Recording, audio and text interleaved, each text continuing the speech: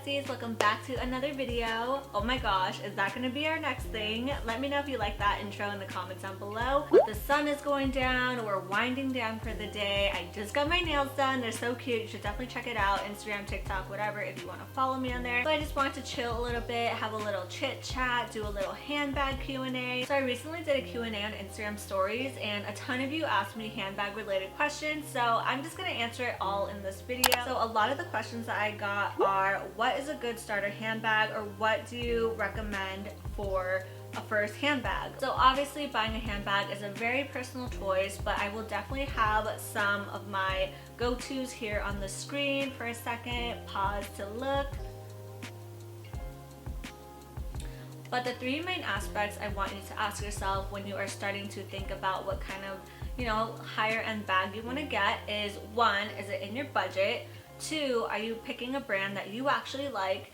And three, what type of bag are you even looking for? Because there's so many different types of bags. Are you looking for an everyday bag? Are you looking for a work bag? Are you looking for more of like an evening, weekend bag? You really got to answer those questions and narrow down your options. And I feel like it's a lot easier once you know the answers to those three. But again, buying your first handbag is so exciting and also really scary, because if you've never walked into a luxury boutique, it could be a little intimidating, but really just be confident in yourself. Even if you don't end up buying a bag and you just want to look around, own it. Like, it's totally fine to say no and not feel peer pressured to buy a bag. Also, another important aspect to consider for your first bag is the material. Obviously want it to be durable. It's going to be your first bag, so you don't want to get anything that's like very buttery soft leather that's easily scratchable. You probably would want something more durable. Next question is best quality non-luxury bags. So Polen is one of my favorites. They're such great bags and it's been so amazing to see them grow. Like, I think they're already at 1 million Instagram followers, and when I first bought their bags last year during quarantine, I just remember that they were just like, they were getting up there, but they weren't in like the millions yet, so I'm really happy for them and for all their success. And they have gifted me some bags. I've purchased some bags from them. I just think their styles are so unique and beautiful, and it comes in so many color ranges. But I mean, if we're staying within like the 100 spectrum, which is where these bags typically fall, I would also say Tory Burch has some decent quality bags. I've definitely enjoyed their bags. And I feel like Kate Spade, I don't know how their quality has been lately, but I know in the past when I went through a Kate Spade phase, I definitely really enjoyed their bags as well. And I would say Marc Jacobs is doing a really good job as well. So, and Coach is making a comeback. Let's go into the next question. Do you have any bags that you regret buying? Do I have a bag that I regret buying? I wouldn't say I regret any of my bag purchases, because I give a lot of thought into every luxury bag that I purchase, because one, it's a huge financial decision, so I can't just be like, oh yeah, let me just buy this bag real quick and blah. But I've loved all the bags that I purchased, and I did let go of a lot of bags in my collection as well and replace them with new pieces. But I would say my most impulsive purchases was my very first bag, which was a Louis Vuitton Speedy 25, which my mom now uses. I've literally used it like twice and I was like, not for me. And that was my first luxury bag, so I didn't even like do research or anything. I went into the boutique and was like, yeah, that one. I don't know, I would never do that these days, but I don't know what younger Emily was thinking. She was like 18, so lessons learned. At least it was like a Speedy, which is still a classic piece, but I don't know what I was thinking. I just think that I was trying at the time to flex on people at my college, because there was a lot of rich international students. It was just my first time seeing so much wealth around me, and I just felt the pressure to like fit in, but that was really stupid, so very impulsive. And then I would definitely say my Fendi Peekaboo was also pretty impulsive, because I just got my baguette and then I got the Peekaboo like shortly after. Both of those were very impulsive. One is with my mom now, and my Fendi Peekaboo I'm actually trying to sell, so if anyone's interested, I'll link my Instagram post down below and you can contact me through there. So you're probably gonna hate me, but again, luxury bags are such a personalized choice, and I really really do not want you to buy a bag simply because I like a bag.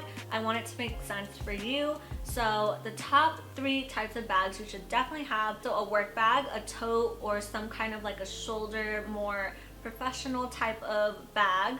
An everyday bag, so something more durable, like I'm thinking Louis Vuitton canvas, monograms. I'm thinking more like durable leathers, not smooth calfskin. We don't want any of those. That's gonna really get scratched up fast. And then lastly, an evening bag. So whatever that looks like to you, I would definitely suggest a bag in every category, and that will just make your wardrobe so stunning. Moving on, what are your thoughts on micro bags? Okay, when I think of micro bags, I usually think of the Jacquemus bags, like the itty bitty little ones, like literally this big. And micro bags have blown up, I think a little too much. Like now there's like mini bags and a micro bag for your mini bag. Just let that sink in. I've seen like a Fendi baguette and a micro Fendi baguette keychain or a charm for your Fendi baguette, and I'm just like, that's a bit too much. I think they're really cute if you have an infinite of money to spend. However, if you are just the average person, or even if you have the money, I just feel like it's not really worth it. It's really crazy, but I know that mini bags tend to resell for more. And I'm thinking of like the Nano Speedy, bags that are really hard to get. Like Dior just came out with a micro Lady Dior. I think that's just like a waste of money because you cannot fit anything in there. But again, if you have an infinite amount of money, like go for it. That's probably who they're targeting, because the average person who wants to have a couple bags in their collection is probably not going to opt for that. But that is my 2 cents. My smallest bag is my Chanel piece, which I actually have right here. But this is as micro as I'm gonna go. Like this is definitely really small. It's technically an SLG, or a small leather good, and it's technically a coin purse. But you know, I'm petite. This kind of looks like somewhat proportionate to my body when I wear it crossbody or whatever. But like, I would not go any smaller than this.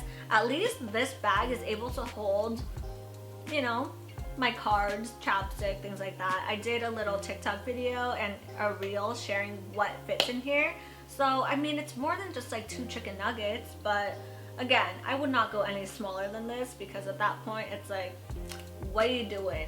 Okay, the next question I got multiple times. I get asked this on TikTok, on reels, all the time, and I see it and I'm like, I know I should answer this, I know my opinions on this, but I don't want to get so much hate about it, especially on TikTok, because I know people are very strong minded and have strong opinions and will like to comment on everything. So 1, I do not own any replica bags at all.